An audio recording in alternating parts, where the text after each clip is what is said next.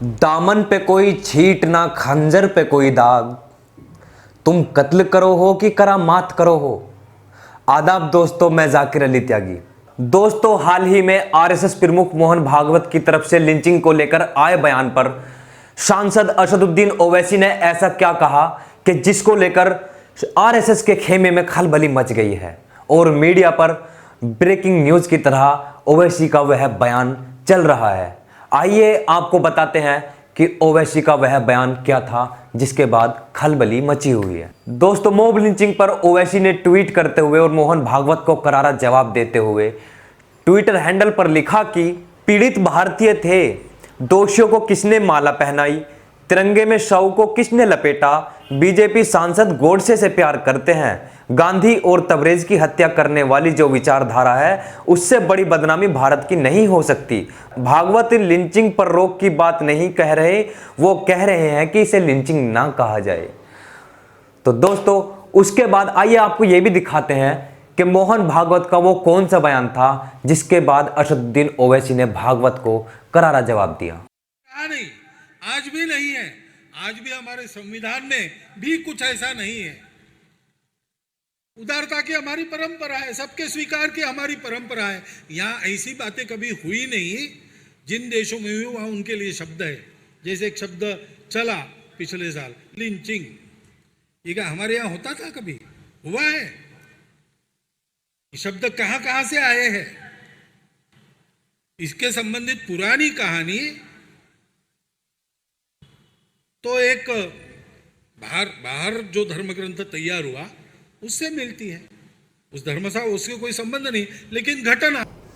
तो आपको मोहन भागवत का यह बयान हास्यास्पद भी लग रहा होगा, क्योंकि आपने देखा होगा, कुछ विजुअल्स देखे होंगे जो मॉब लिंचिंग के तुरंत बाद वायरल होते हैं कि जब भी मॉब लिंचिंग की जाती है तो उसमें एक ही नारा आपके सामने सुनाई पड़ता है, आपके कानों में आता है, आपको वीडियो में दिखाई देता है कि बोल जय श्री राम, बोल जय श्री राम, बोल जय श्री राम।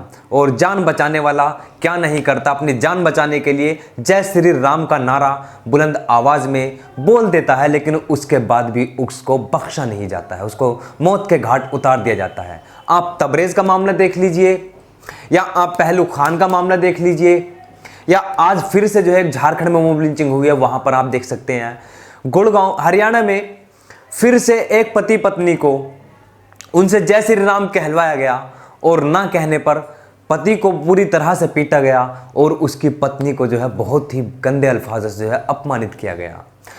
वो जो मॉब लिंचिंग करते हैं वो हमारे समाज के बीच के ही लोग होते हैं। उनके गले में आप भगवा गमछा देख सकते हैं, आरएसएस के स्लोगन्स देख सकते हैं उनकी जबानों से।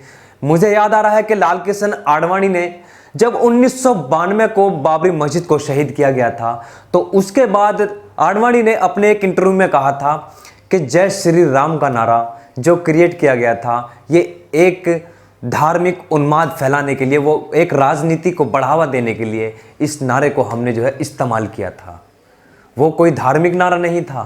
तो जय श्री राम का नारा कहकर बेगुनाहों की जान ले लेना और उसके बाद आरएसएस प्रमुख कहे कि इनसे हमारा कोई लेना देना नहीं है, हम तो राष्ट्र के लिए सबसे पहले आंदोलन हमने ही शुरू किया था। मोहन भागवत से मेरा सवाल है कि आपके मुख्यालय पर दो युवतियां तिरंगा फहराने की, देश का जो है ध्वज फहराने की कोशिश करती है तो आप उनको अरेस्ट करवा कर जो है जेल में डलवाते हैं और बाकायदा उन पर देशद्रोह का मुकदमा उसी तरह से लगाया जाता है जिस तरह प्रधानमंत्री नरेंद्र मोदी को क्रिटिसाइज करने के जुर्म में 49 लेखकों, बुद्धिजीवियों, एक्टिविस्टों और राइटर और डायरेक्टरों, एक्टरों, इन सभी पर देशद्रोह का मुकदमा लगाया जाता है। क्या अगर आपके मुख्यालय पर, आरएसएस मुख्यालय पर अगर तिरंगा फहरा दिया जाए तो आपकी शान में गुस्ताखी है? यह अगर वो लड़कियां आपको ये दिखाने की कोशिश करती हैं कि आज़ादी के 72 साल बाद भी, आज़ादी के 70-72 साल बाद भी आपके मुख्यालय पर तिरंगा क्यों नहीं फहराया जाता है और आप बेगुनाह इंसानों की जो है जान इसलिए लेते हैं, उनको देशद्रोही कहते हैं, उनको जय श्री राम का नारा बुलवाकर उनको जो है मार देते हैं और आप खुद तिरंगा फहराते नहीं हैं, आप किस देश के लिए ऐसा मार रहे हैं लोगों को? तो आप उनको भी अरेस्ट करके जेल में डालवा देते हैं और देशद्रोह का मुकदमा। और जब आप विदेश में जाएंगे तो आपसे मॉब लिंचिंग को लेकर सवाल हो रहे हैं आज, और विदेशी मीडिया हिंदुस्तानी मीडिया और सरकार को क्रिटिसाइज कर रही है, तो आप उससे किनारा कर रहे हैं कि मॉब लिंचिंग करने वालों से हमारा कोई लेना देना नहीं है। और हम देश के प्रधानमंत्री से अपील करते हैं कि मॉब लिंचिंग करने वालों के खिलाफ कड़े से कड़ा कानून बनाया जाए।